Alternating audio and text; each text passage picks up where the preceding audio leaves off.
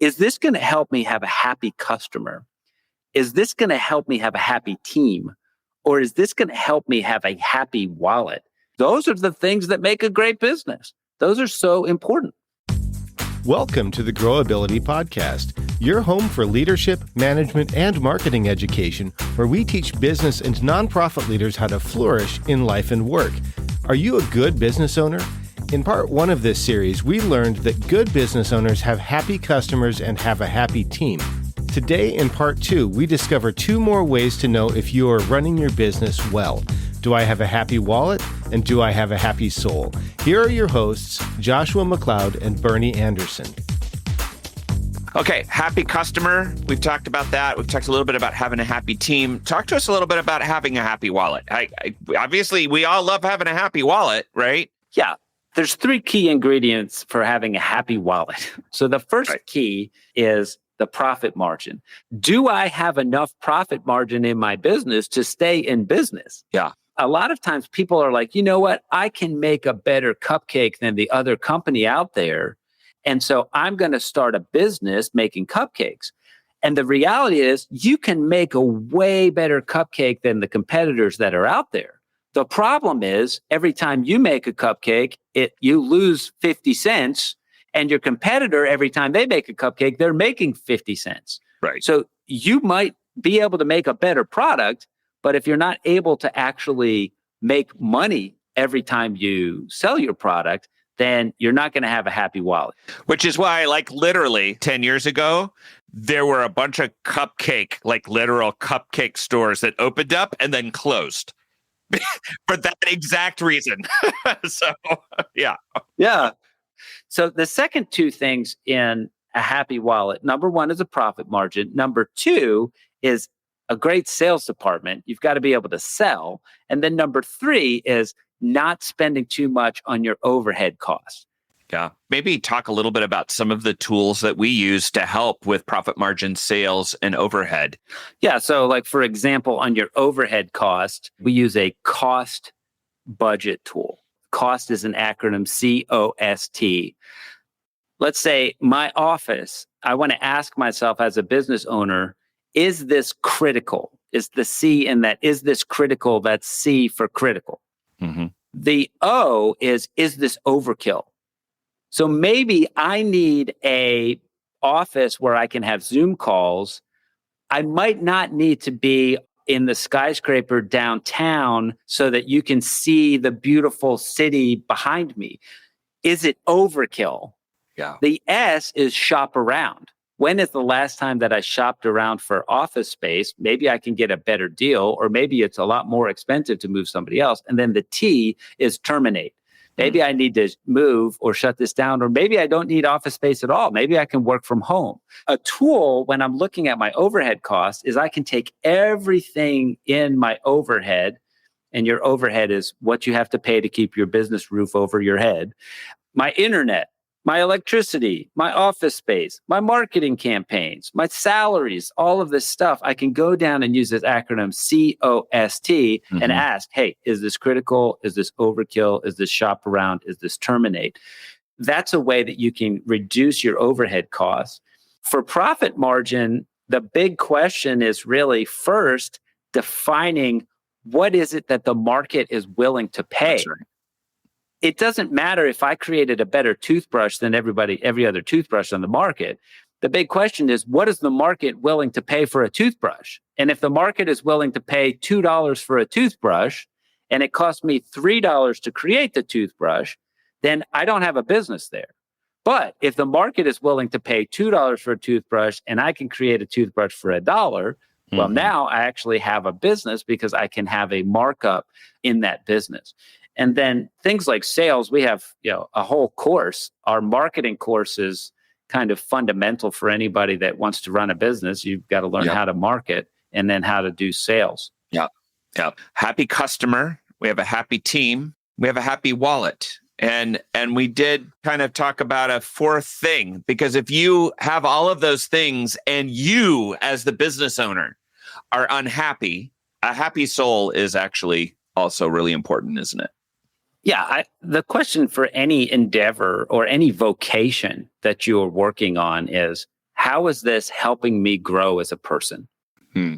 All business is relationship, all life is relationship. How connected am I with the people in my life that Yeah. surround me? How connected am I, whether they're my team, my customer, or the most importantly, my family, or even my relationship with God? Mhm. Is this something that is helping me grow and thrive as an individual from a relationship standpoint? The second thing is there a lot of purpose in what I do? The point at which, hey, it's not about me anymore, but Right. it really is about serving other people. It really is about making an impact with the organization, the resources, the platform, the opportunity that I've been given. So Mhm. if you have really strong relationships, but you're not living on purpose, then you're not really growing. And finally, I think it's this thing of balance. If I'm only a human doing and I'm not Mhm. a human being, then I'm kind of working to rest instead of working from rest.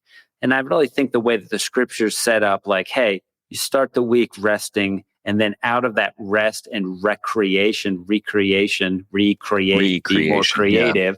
Yeah. I take and I go into my week, and then I create and I produce, and then I rest so that I can be recreative in the next week. Having really good habits, having a good schedule, doing things that create recreation in my life. And these are just tools, but I can ask myself as a business owner, okay, is my business successful? Do I have a happy customer? Do I have a happy team? Do I have a happy wallet? But then perhaps, and I really loved your point last week when we were talking about this. More importantly, do I have a happy soul? Yeah. Yeah. One of the things we talk a lot about on this podcast and in our work is systems, right? We talk about building systems. You don't have rest without systems. You don't have margin without systems. And so having the systems in your life that put the margin in place to have like significant relationships and significant recreation, recreation in your life, that becomes really important. That's why time management and project management are so crucial. It's not just getting stuff done, it's making space. Yeah, the results that you are getting Mm-hmm. happen as a direct result of the systems that you have set up. If your Mm-hmm. system is, I don't have a system, that's your system. Right. If you're Right. happy with the results that are coming out of that system, then you don't need to adjust the system. If you're not happy with the results that are coming out of that system, the only way that you can change is to Mhm. change the system. Healthy things grow in healthy environments. Yeah. If I have a tomato plant and there's no water and it's full of weeds and it's full of bugs, then that tomato plant is not going to be healthy simply because of the environment that it's created in. If I have an unhealthy tomato plant and I put it into an environment where there's no bugs, it's healthily watered, and there's no weeds, that unhealthy tomato plant is going to become a healthy tomato plant. It's being very intentional about things like rest, like a schedule, things like that, that really are critical for having a healthy soul. I think one of the things we don't want anybody to have listening to this is, oh man, I'm failing at all of these things. I'm doomed to die. Well, you are if you're like on a path that's broken and you just keep going. Well, yeah, you're going to have a problem. As we like to tell our clients at Growability, like get off the bicycle that you're riding and work on the bicycle. Stop continuing to ride the bicycle with a flat tire and a broken chain. Get off and begin to work on some of these things. You're going to have better results, and you will in time become a better and better and better business owner. Yeah, I would say, Bernie, to any entrepreneur or business owner that's listening to this podcast, if you need work in all four of these things, I don't have a happy customer, I don't have a happy team, I don't have a happy wallet, and I don't have a happy soul, then you're going to have to do the most dramatic amount of life change to address that. Most business owners are listening to this, and one or two of these is going to say, yeah, that's where I really need to work. I've got great customers. I make great profit margin, but I got to work on my team. Or I got the best team ever. I've got, we really serve our customers, but I'm not making enough money in my business to make this happen. Or I might have all three. I got great customers. I got a great team. I got a happy wallet, but I don't feel fulfilled in this. I don't know where I can help. So you're going to have to make some changes according to how out of line things are. Yeah. And so if this is where you find yourself, if you're listening here today and you find yourself in this place, let us know.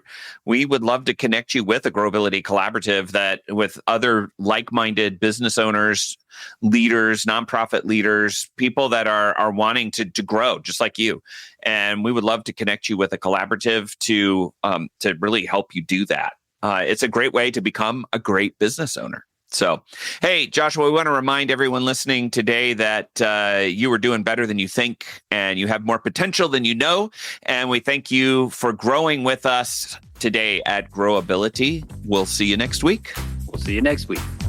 Thank you for listening to the Growability Podcast. The mission of Growability is to equip leaders to flourish in their life and work by developing vision, rhythm, and community. To discover more ways to flourish in your life and work, visit growability.com and speak with a certified Growability coach. Bernie and Joshua are also available for speaking engagements, workshops, and conferences. Subscribing to this podcast helps Growability equip leaders throughout the world, and we appreciate you tuning in. Thanks for growing with Growability.